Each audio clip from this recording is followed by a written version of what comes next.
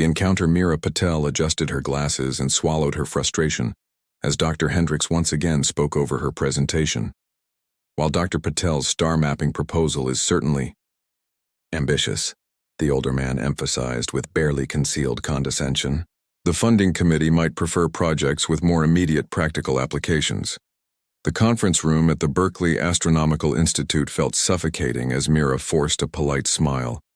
At 32, with 2 doctoral degrees and a revolutionary approach to mapping previously undetectable stellar phenomena, she still found herself fighting to be taken seriously in a field dominated by men 20 years her senior. "Thank you for that perspective, Dr. Hendricks," she replied evenly. "However, as I was explaining, this research has profound implications for understanding dark matter distribution, which could eventually transform our approach to interstellar navigation." Director Phillips cleared his throat. "Regardless, your project requires significant funding that the Institute simply doesn't have available. That's why I've suggested you present at tomorrow's Innovation for the Stars charity auction. Perhaps a private donor will see the potential." The dismissal in his tone was clear. Theoretical work by a woman of Indian descent didn't fit neatly into the Institute's traditional funding priorities, no matter how groundbreaking.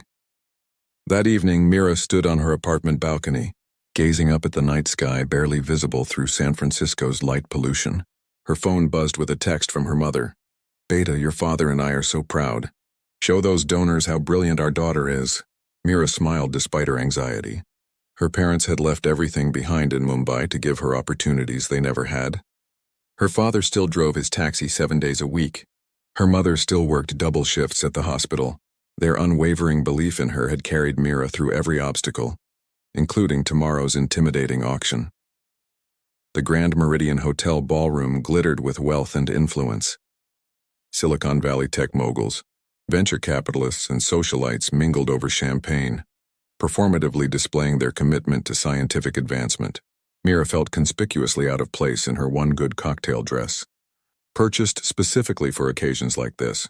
"Remember, you're not just selling science, you're selling a story," Director Phillips had advised during their brief preparation session. "These people want to feel they're part of something visionary." Mira took a steadying breath as she navigated through clusters of guests toward her small display table. Her research was visionary, regardless of whether anyone here recognized it. She was arranging her presentation materials when a sudden hush fell over the nearby conversations. Following the shift in attention, Mira spotted the cause. A tall man with striking features had entered the ballroom, his mere presence commanding the space. Elias Reeves. Even someone as disconnected from popular culture as Mira recognized the reclusive founder of Nexus Technologies.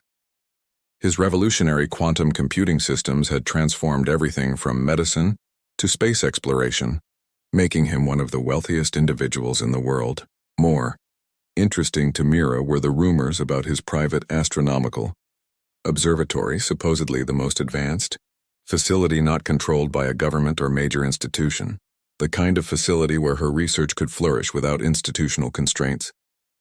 As if sensing her scrutiny, Elias Reeves turned, his piercing blue eyes meeting hers across the room.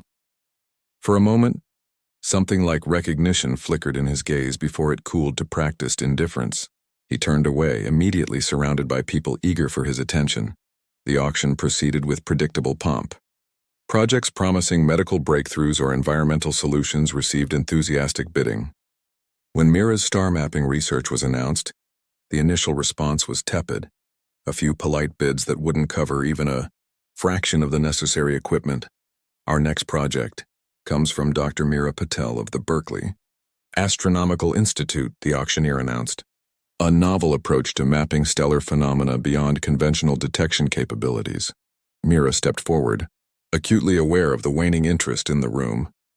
"My research proposes to map what we cannot see," she began, her voice finding strength in the familiar territory of her passion. "Conventional astronomy observes less than 5% of the universe's matter. My methodology could help us detect and map the invisible forces shaping our cosmos, dark matter, gravitational anomalies, and potentially even the fabric of space-time itself." A few curious glances lifted toward her, but most attention remained fixed on smartphones or conversations. One pair of eyes, however, watched with unexpected intensity, Elias Reeves had paused his discussion with a group of executives to listen. And the practical applications of this theoretical work? A voice called out from the crowd. Mira recognized the dismissive tone but refused to be deterred. Every transformative discovery in human history began as impractical theory. When Einstein proposed relativity, no one imagined it would eventually enable the GPS systems in your smartphones. This research could fundamentally alter our understanding of navigation through space, energy distribution, even the underlying physics of our universe. A soft murmur of amusement rippled through the crowd at her passion. The bidding stalled at a paltry sum that wouldn't cover 3 months of basic equipment costs. Going once for $50,000, the auctioneer called, barely concealing his own disinterest. 1 million. The voice cut through the ambient noise like a thunderclap. Elias Reeves had stepped forward, his expression unreadable. $1 million, he repeated when the stunned auctioneer failed to respond. The room erupted in whispers. Elias Reeves never bid at these events. He sent representatives with strict parameters. 1 million going once, the auctioneer finally managed, clearly flustered. Going twice. Sold to Mr. Reeves. As the auction continued to the next project, Mira found herself rooted in place, confusion and suspicion warring with gratitude. Why would someone like Elias Reeves take interest in her work? She didn't have to wonder long. As the crowd dispersed for intermission, he approached her display, studying her research materials with clinical precision. Interesting methodology, he commented without preamble, though your equations for quantum interference patterns need refinement. Mira blinked, momentarily taken aback before indignation flared. My equations account for non-local quantum effects in ways conventional approaches don't. Conventional, yes, but not optimal. He tapped a specific formula on her display. This assumes linear progression of quantum decoherence. Reality is messier. Mira straightened to her full height, which still left her looking up at him. With respect, Mr. Reeves, I've spent 5 years developing these models, and I've spent 15 developing the quantum computing systems your research requires. His tone wasn't confrontational but matter-of-fact. Your theory has merit. Your technical approach needs work. Before Mira could formulate a response that wouldn't involve telling a billionaire exactly what he could do with his opinions, Elias continued. My observatory outside Sonoma has the equipment you need. Come see it next weekend. My team will arrange transportation. It wasn't a question or even an invitation, it was a statement of what would happen. I don't recall agreeing to collaborate, Mira replied carefully. Something unexpected happened then. The corner of Elias Reeves's mouth curved slightly upward. Not quite a smile, but a crack in the impassive facade. You challenged an entire room of wealth and influence about the value of impractical theory, he observed. I assumed you wouldn't shy away from challenging me as well. Their eyes locked, a current of something electric and unidentifiable passing between them. Mira had the unsettling sensation of being truly seen for the first time in her professional life. Saturday, 9 a.m., Elias said, breaking the moment. Unless you'd prefer to continue fighting for scraps of funding and recognition at Berkeley. As he walked away, Mira noticed something the tabloids never captured in their distant photographs of the tech titan. A slight unevenness in his gait, as though favoring his left leg. A humanizing imperfection in an otherwise imposing figure. That night, as Mira updated her parents on the unexpected funding development, carefully omitting the confrontational details, she found herself repeatedly distracted by the memory of those piercing blue eyes, and the momentary flicker of what might have been appreciation when she stood her ground. What exactly had she gotten herself into? And why, despite his arrogance, did she find herself looking forward to Saturday with unexpected anticipation? Collision course. The sleek black car wound its way through the hills of Sonoma County, each curve revealing more breathtaking vistas of California wine country. Mira watched the landscape transform through tinted windows, her mind equally focused on the upcoming meeting and the enigmatic man who had summoned her here. We're approaching Mr. Reeves's property, Dr. Patel, the driver announced, as they turned onto a private road that seemed to disappear into the wilderness. Mira had expected opulence, the typical tech billionaire, compound of minimalist architecture and ostentatious amenities. What emerged instead was something far more interesting. A modernist structure of glass and sustainable materials that blended harmoniously into the hillside. and rising from its center, an observatory dome gleamed in the morning sunlight. The car stopped at an understated entrance where a woman with a tablet waited. Dr. Patel. Welcome to Stellar Point, I'm Diana Chen. Mr. Reeves is Chief of Operations. Her handshake was firm, her smile professional. Elias is waiting for you in the main observatory. Mira followed Diana through the building, noting how the interior was designed to optimize natural light and facilitate workflow rather than impress visitors. They passed laboratories filled with advanced equipment, research spaces where small teams worked in focused silence, and walls covered with astronomical charts and equations. This is extraordinary, Mira admitted, professional jealousy warring with genuine admiration. Diana's expression softened slightly. Elias built this place as a personal sanctuary after the accident. It became something more over time. Before Mira could inquire about this accident, they reached the central observatory. The massive dome housed a telescope that made the Berkeley Institute's equipment look like children's toys. A complex array of quantum computing systems surrounded it, humming with barely contained power. And there, adjusting settings at a control panel, stood Elias Reeves. He wore simple dark jeans and a charcoal sweater pushed up to his elbows, revealing forearms corded with lean muscle. Without the formal attire of the auction, he looked younger, though no less intense. "You're 3 minutes early," he noted without looking up. "That's refreshing." Punctuality is the politeness of kings and the duty of all others, according to Louis XVIII, Mira replied. "Though I'm neither royal nor your subordinate, so consider it professional courtesy." That earned her a glance and the same almost smile from the auction. "Have you eaten?" The abrupt shift caught her off guard. "I had coffee. Diana, please arrange breakfast in the observation deck. Dr. Patel and I have much to discuss." The observation deck turned out to be a stunning, glass-enclosed space atop the main building, offering panoramic views of the surrounding hills and valleys. A table had been set with an assortment of breakfast options that suggested someone had researched her cultural background. Alongside conventional American breakfast items were dosa, chutney and masala chai prepared exactly as her mother made it. "You did your homework," Mira observed, selecting a dosa. "I believe in thorough preparation." Elias poured himself black coffee, and respect for cultural preferences. "Is that why you brought me here? Cultural diversity for your research team?" His blue eyes met hers directly. "I brought you here because your star mapping methodology could complement my ongoing research in ways even you haven't considered." For the next hour, Elias outlined his project, using quantum computing to detect anomalies in space-time that might indicate traversable routes through the cosmos. It was theoretical, ambitious, and precisely aligned with Mira's own research interests. "You're describing a quantum approach to finding Einstein-Rosen bridges," Mira realized, excitement overriding her initial wariness. "Potential wormholes. Potential connections," Elias corrected. "Not necessarily the dramatic shortcuts of science fiction, but tangible links between distant points in space." Why the interest in theoretical cosmology? Nexus Technologies focuses on practical applications. Mira studied him across the table. "What aren't you telling me?" Something flickered in his expression, surprise perhaps at her directness. "Most people don't question my motives when offered unlimited funding and access to this facility." "I'm not most people, evidently not." Elias set down his cup. 3 years ago, Nexus launched an experimental quantum communications satellite designed to maintain coherence across vast distances. 6 months into its mission, it detected an anomalous signal that defied conventional explanation. Mira leaned forward. "What kind of signal?" "Patterned, deliberate, emerging from a sector of space where no stars are visible to conventional telescopes." His voice remained measured, but Mira detected underlying excitement.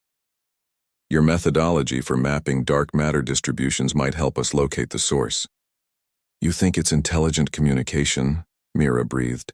"From beyond our solar system. I think it's worth investigating with appropriate scientific rigor," he replied carefully. "And I think you're uniquely qualified to help." The tour that followed revealed equipment Mira had only dreamed of accessing. Spectrographs, interferometers, quantum computing arrays dedicated solely to astronomical calculations. By midday, her initial skepticism had transformed into undeniable enthusiasm. This was the opportunity of a lifetime, regardless of her complicated feelings about the man offering it. Your team has already implemented the initial phase of my mapping protocol, Mira noted, reviewing data displays in the main laboratory. With modifications, Elias acknowledged. The results are promising but incomplete. Because you're looking in 3 dimensions when you should be considering 5, Mira pointed to a specific data cluster. Dark matter doesn't conform to conventional spatial parameters. For the first time, Elias seemed genuinely surprised. Show me. Without hesitation, Mira commandeered the nearest terminal, fingers flying across the interface as she adjusted parameters and implemented equations she had developed over years of theoretical work. The holographic display above the terminal shifted, revealing patterns previously hidden in the data. There, she said triumphantly, your anomalous signal originates approximately here, though conventional telescopes see nothing because it's obscured by what appears to be an unusually dense dark matter field. The laboratory had grown quiet, researchers pausing their work to witness the exchange. Elias studied the display with intense focus before turning to Mira with an expression she couldn't quite interpret. It would appear, he said carefully, that I underestimated you, Dr. Patel.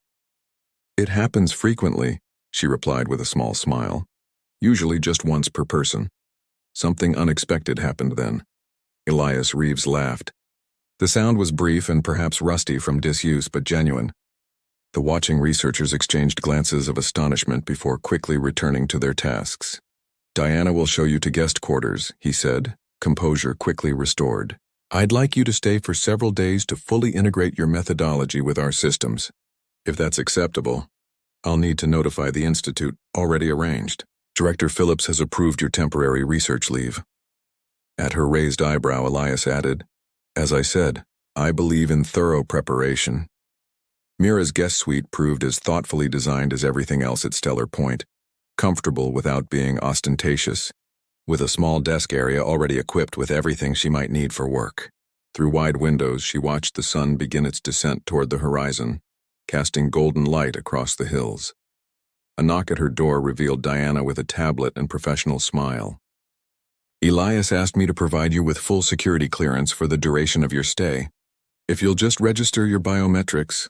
As Mira completed the process, curiosity overcame professional restraint. Diana, you mentioned an accident earlier. What happened to him? Diana's expression remained neutral, but her eyes reflected sadness. That's Elias's story to share if he chooses. I can tell you that he lost his family 5 years ago. His parents and sister were on their private plane when it encountered unexpected turbulence. He was supposed to be with them but stayed behind to finish a project. Survivor's guilt, Mira murmured. Pieces falling into place, the isolation, the intensity, the observatory built as a sanctuary. Among other things, Diana agreed quietly. You're the first outside researcher he's personally invited here in over 2 years. Whatever he saw in your work, it matters to him. That evening found Mira back in the main observatory, unable to resist the allure of the advanced equipment. She was making adjustments to the quantum interferometer when a voice startled her. You're supposed to be resting. Elias emerged from the shadows, his limp more pronounced in apparent fatigue.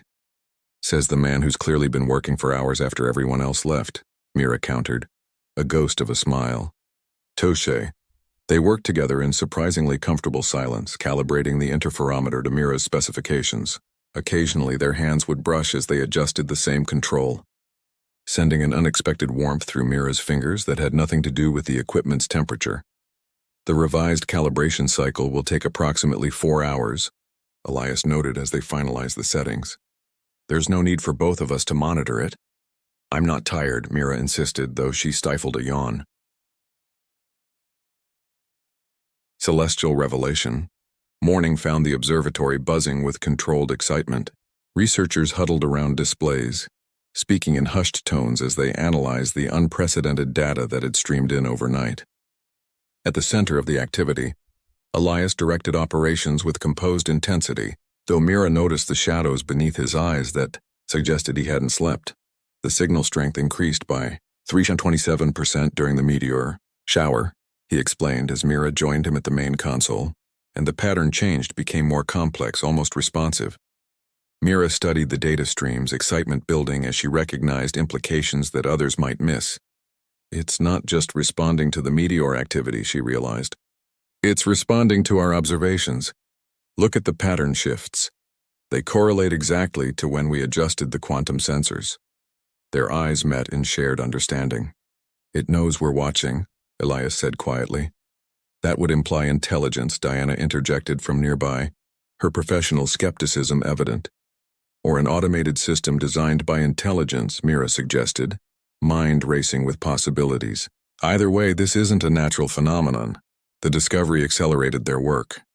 Days blurred together as Mira integrated fully into the research team, her theoretical models proving increasingly valuable as they attempted to establish more deliberate contact with the signal source. The professional dynamic between Mira and Elias evolved into something approaching partnership, their different approaches complementing rather than conflicting. They didn't speak of the almost moment during the meteor shower, but Mira caught Elias watching her sometimes with an expression that suggested he hadn't forgotten it either. 1 week into her stay, as Mira worked late in the secondary lab, Diana appeared with a visitor. Dr. Patel, this is Lyra. She's been approved by Elias to consult on the signal analysis. Diana's, tone carried a note of uncertainty that immediately caught Mira's attention. The woman who entered was striking in a way that defied easy description, tall and gracefully proportioned, with features that seemed almost too perfect in their symmetry. Her skin had a subtle luminescence that Mira initially attributed to the laboratory lighting, a faint purple undertone that seemed to shift with her movements. Dr. Patel, Lyra greeted her in a melodious voice with an accent Mira couldn't place. Your work on dark matter mapping is revolutionary. I'm honored to collaborate with you. Something about Lyra's phrasing struck Mira as unusual, but her credentials seemed impeccable. Multiple advanced degrees in astrophysics and quantum mechanics from prestigious universities. How did you come to work with Mr. Reeves? Mira asked as they began reviewing data together. We share interest in specific stellar regions, Lyra replied, her attention focused on the displays, particularly the signal source you've been monitoring. Lyra's insights proved immediately valuable, her understanding of quantum phenomena surpassing even the most experienced researchers on the team. She suggested modifications to their detection algorithms that yielded dramatic improvements in signal clarity. The pattern isn't just communication, Lyra explained, highlighting specific sequences. It's navigation data, stellar cartography encoded in quantum fluctuations. How could you possibly know that? Mira asked, both impressed and increasingly curious about this enigmatic consultant. Lyra's unusual eyes, a shade somewhere between violet and indigo, met hers directly. Sometimes we recognize patterns others miss because we've seen them before. Over the next few days, Mira found herself drawn to Lyra's company. The consultant possessed knowledge that seemed almost intuitive, coupled with genuine warmth and curiosity about Earth culture that Mira found endearing. They worked well together, often continuing discussions long after the rest of the team had departed. It was during one such late session that Mira noticed something extraordinary.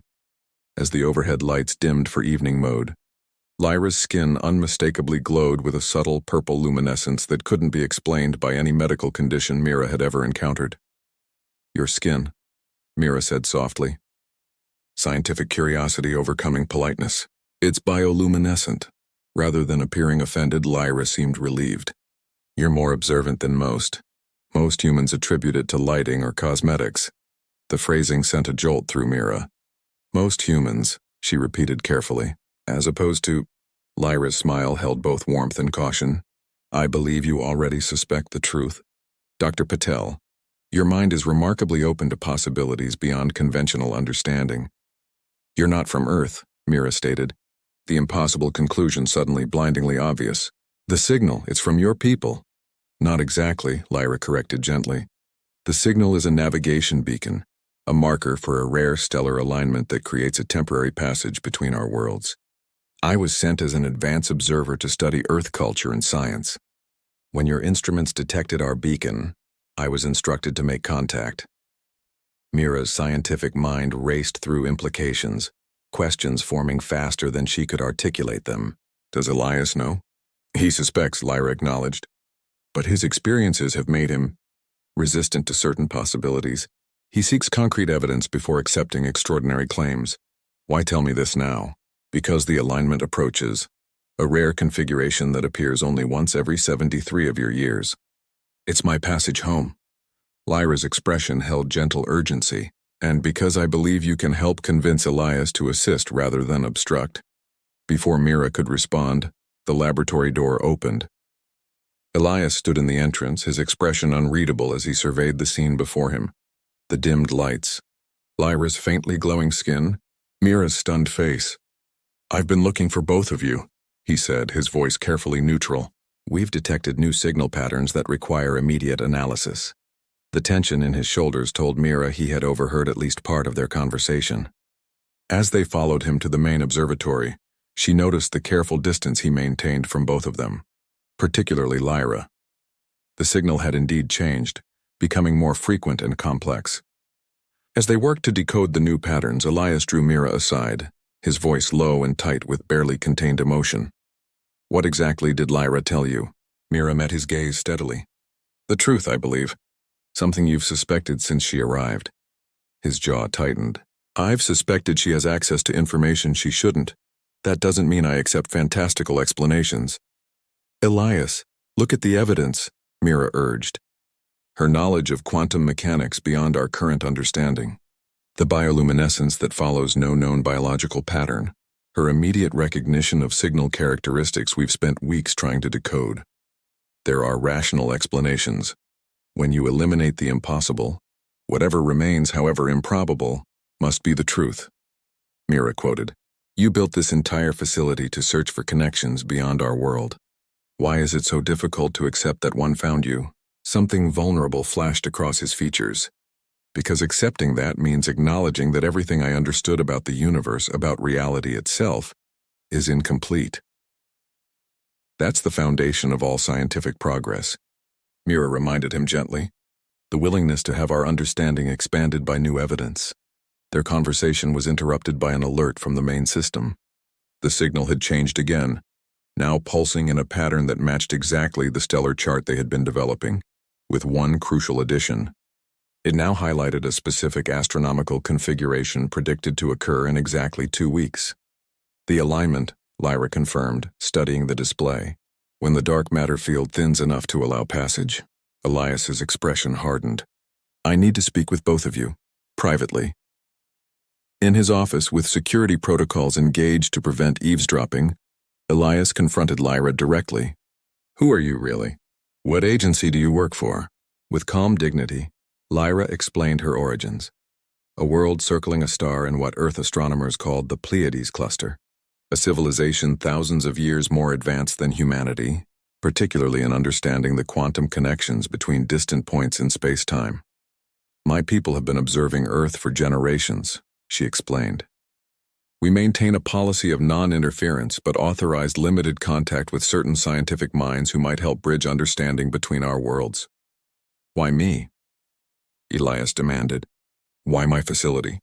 "Because you were already looking in the right direction," Lyra replied simply. "Your quantum satellite detected our navigation beacon, something no other Earth technology has accomplished. And because your sister understood something most humans miss." Elias went very still. "What do you know about my sister?" "Athena Reeves submitted a thesis on theoretical quantum tunneling between star systems that was remarkably close to how our passage technology functions. We had identified her as a potential contact before the accident."